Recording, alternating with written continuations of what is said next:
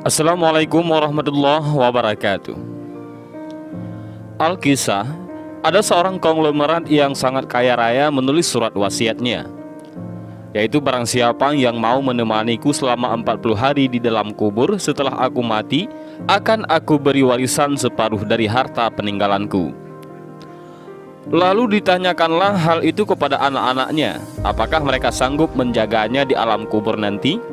Tapi anak-anaknya menjawab, "Mana mungkin kami sanggup menjaga ayah, karena pada saat itu ayah sudah menjadi mayat." Keesokan harinya dipanggillah semua adik-adiknya, dan beliau kembali bertanya, "Adik-adikku, sanggupkah di antara kalian yang menemaniku di dalam kubur selama 40 hari setelah aku mati nanti? Aku akan memberi setengah dari hartaku." Adik-adiknya pun menjawab, "Apakah engkau sudah gila? Mana mungkin ada orang yang sanggup bersama mayat selama itu dalam tanah?" Lalu dengan sedih konglomerat tadi memanggil ajudannya untuk mengumumkan penawaran istimewanya itu kepada para penduduk. Akhirnya sampai jugalah pada hari di mana konglomerat tersebut kembali ke rahmatullah. Kuburnya dihias megah laksana sebuah peristirahatan termewah dengan semua perlengkapannya. Pada waktu yang hampir bersamaan, seorang tukang kayu yang sangat miskin mendengar pengumuman wasiat tersebut. Lalu tukang kayu tersebut dengan tergesa-gesa segera datang ke rumah konglomerat tersebut untuk memberitahukan kepada ahli waris akan kesanggupannya. Keesokan harinya dikebumikanlah jenazah sang konglomerat. Si tukang kayu pun itu turut ke dalam liang lahat sambil membawa kapaknya. Yang paling berharga dimiliki si tukang kayu hanyalah kapak untuk bekerja mencari nafkahnya. Setelah 7 langkah para pengantar jenazah meninggalkan area pemakaman, datanglah malaikat mungkar dan nangkir ke dalam kubur tersebut. Si tukang kayu menyadari siapa yang datang. Ia segera agak menjauh dari mayat konglomerat. Di benaknya, sudah tiba saatnya lah si konglomerat akan diinterogasi oleh malaikat mungkar dan nangkir. Tapi yang terjadi malah sebaliknya. Malaikat mungkar dan nangkir malah menuju ke arahnya dan bertanya kepadanya, "Apa yang kau lakukan di sini?" "Aku menemani mayat ini selama 40 hari untuk mendapatkan setengah dari harta warisannya," jawab si tukang kayu. "Apa saja harta yang kau miliki?" tanya mungkar nangkir. "Hartaku cuma kapak ini saja, untuk mencari rezeki," jawab si tukang kayu. Kemudian mungkar dan nangkir bertanya lagi, "Dari mana kau dapatkan kapakmu ini?" "Aku membelinya," balas si tukang kayu. Lalu pergilah mungkar dan nangkir dari dalam kubur tersebut. Besok di hari kedua, mereka datang lagi dan bertanya, "Apa saja yang kau lakukan dengan kapakmu?"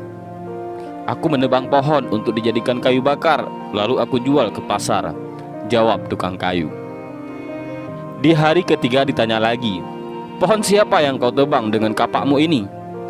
"Pohon itu tumbuh di hutan belantara, jadi nggak ada yang punya," jawab si tukang kayu itu.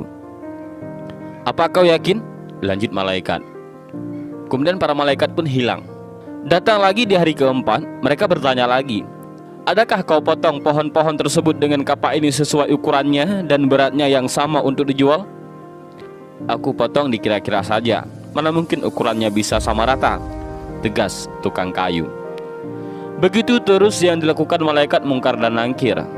Datang dan pergi sampai tak terasa sekarang 39 hari sudah.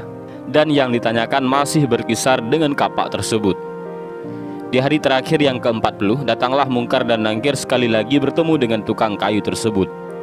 Berkatalah mungkar dan nangkir, "Hari ini kami akan kembali bertanya soal kapakmu ini." Belum sempat mungkar dan nangkir melanjutkan pertanyaannya, si tukang kayu tersebut segera melarikan diri ke atas dan membuka pintu kubur tersebut. Ternyata di luar sudah banyak orang yang menantikan kehadirannya untuk keluar dari kubur tersebut. Si tukang kayu dengan tergesa-gesa keluar dan lari meninggalkan mereka sambil berteriak, "Kalian ambil saja semua bagian harta warisan ini, karena aku sudah tidak menginginkannya lagi." Sesampai di rumah, si tukang kayu berkata kepada istrinya, "Aku sudah tidak menginginkan separuh harta warisan dari mayat itu. Di dunia ini, harta yang kumiliki padahal cuma satu, kapak ini. Tapi malaikat mungkar dan nangkir selama 40 hari yang mereka tanyakan dan persoalkan masih saja di seputar kapak ini. Bagaimana jadinya kalau hartaku begitu banyak? Entah berapa lama dan bagaimana aku menjawab." Dari Ibnu Mas'ud radhiyallahu an dari Nabi Muhammad sallallahu alaihi wasallam bahwa beliau bersabda, tidak akan bergerak tapak kaki anak Adam pada hari kiamat hingga ia ditanya tentang 5 perkara, yaitu umurnya untuk apa dihabiskannya, masa mudanya kemana dipergunakannya, hartanya dari mana ia memperolehnya dan kemana dibelanjakannya, ilmunya sejauh mana diamalkan. Hadis riwayat Tirmizi. Dan inilah sedikit kisah tentang seseorang kaya yang meninggal dunia dan ia ingin ada orang yang menemaninya selama 40 hari di dalam kubur dengan imbalan separuh hartanya. Namun orang yang berhasil melakukan tugas tersebut malah tidak menginginkan harta si orang kaya itu. Dan mudah-mudahan kisah singkat ini bermanfaat bagi kita semua. Amin ya rabbal alamin. Wallahu a'lam bishawab. Assalamualaikum warahmatullahi wabarakatuh.